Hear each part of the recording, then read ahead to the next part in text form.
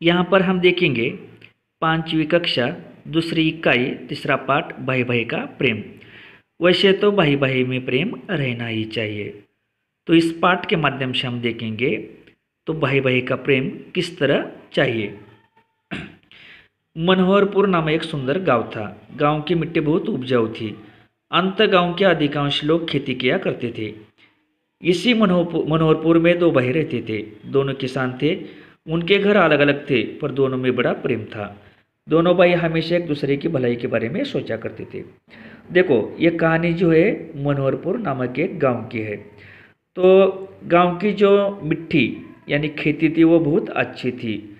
मतलब वहाँ पे जो अनाज थे वह बहुत खेत में अच्छी तरह से आते थे, उगते थे। तो हमें मालूम है कि गांव के ज़्यादा लोग क्या करते हैं, खेती करते हैं। तो उसी गांव में भी ज़्यादा लोग खेती किया करते थे और इस गांव में दो भाई रहते थे। तो दोनों किसान थे। दोनों भाई अलग अलग घर में रहते थे, लेकिन अलग अलग घर में रहकर भी उनका प्रेम कम नहीं हुआ था। एक दूसरे के प्रति दोनों को बहुत प्रेम था।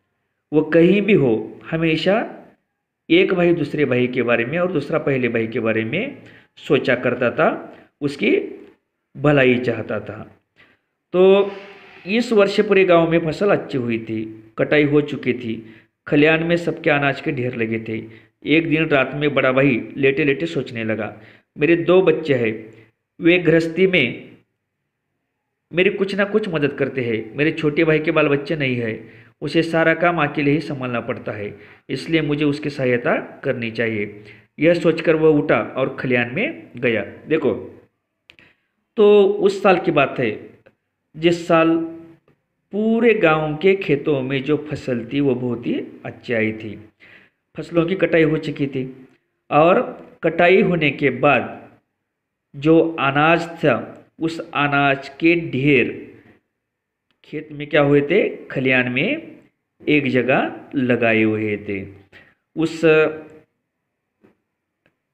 दिन एक रात क्या हुआ, बड़ा भाई अपने घर में लेटा हुआ था। लेटे लेटे उसके मन में विचार आया कि इस साल फसल अच्छी हुई है, मेरे दो बच्चे हैं और वो क्या करते हैं, मेरी मदद करते हैं, खेत में मदद करते हैं, काम में हाथ बटाते हैं। लेकिन मेरा जो भाई है उसको मदद करने के लिए उसके बाल बच्चे नहीं है। तो क्या करो, उस बेचारों को ही सारा काम अकेले करना पड़ता है, संभालना पड़ता है। इसलिए क्या करना चाहिए, मुझे उसकी मदद करनी चाहिए, सहायता करनी चाहिए। तो यह सोचकर क्या किया, वह उठा और अपने जहाँ पे उसने अनाज का ढेर लगाया हुआ था, उसको खलिहान कहते हैं, वहाँ पर वो गया। तो उसने क्या किया, वहाँ जाकर खलिहान में अपने अनाज के ढेर से उसने 10 गट्टे अनाज बांधा। उनमें से एक गट्टी सिर पर रखकर छोटे भाई के ढेर की ओर बढ़ा। तो उसने सोचा कि मैं अपने भाई को क्या करता हूँ, अनाज देकर उसकी कुछ सहायता करता हूँ। ये सोचकर वो खलिहान की तरफ गया और उसने जहाँ पर अनाज का ढेर लगा हुआ था उस ढेर में से 10 गठरियाँ मतलब अनाज के 10 थैले बांधे और उनमें से एक थैला अपने सिर पर ले लिया और वो कहाँ निकला, जहाँ भाई का खेत था, जहाँ भाई के खलिहान मतलब जहाँ भाई ने खलिहान में अनाज का ढेर लगा हुआ था उस खलिहान की तरफ ये बड़ा भाई निकला। और उसी समय देखो क्या प्रेम है भाइयों का। ठीक उसी समय छोटे भाई भी अपने घर में बैठा सोच रहा था, मैं जवान हूँ, जितना चाहे उतना काम कर सकता हूँ। तो देखो जिस तरह बड़ा सोच रहा था उसी तरह छोटा भी वैसा ही सोच रहा था। क्या सोच रहा था कि मैं जवान हूँ, मैं काम कितना भी कर सकता हूँ, जहाँ चाहूँ जा सकता हूँ। किसी कारणवश यदि खेती में फायदा नहीं हुआ तो कोई दूसरा काम कर लूँगा। मेरा खर्चा कम है लेकिन मेरे बड़े भैया तो बाल बच्चे वाले हैं, घर गृहस्थी के खर्चा अधिक है, इसलिए मुझे उसकी सहायता करनी चाहिए। वह भी उठा और खलिहान में गया। देखो जिस तरह बड़ा भाई ने सोचा था बड़े भाई ने, उसी तरह छोटा भी सोच रहा था। उसने सोचा कि मेरे ज़्यादा खर्चे नहीं है, क्यों, क्योंकि मेरे बाल बच्चे नहीं है, मैं अकेला हूँ। तो सच्ची मदद मेरे भाई को चाहिए। यह सोचकर उसने क्या किया, वो उठा, वह भी अपने खलिहान की तरफ गया।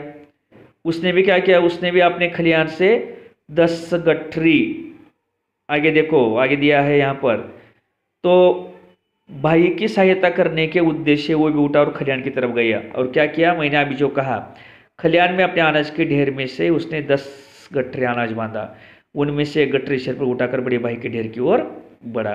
देखो उधर से बड़ा भाई अनाज की गठरी सिर पर रखकर छोटे भाई के खलिहान की ओर निकला था, और इधर से बड़े भाई की मदद की सोचकर छोटा भाई अपने सर पर अनाज की गठरी बांधकर वह बड़े भाई के खलिहान की तरफ बढ़ा। तो अंधेरी रात थी, हाथ को हाथ भी दिखाई नहीं देता।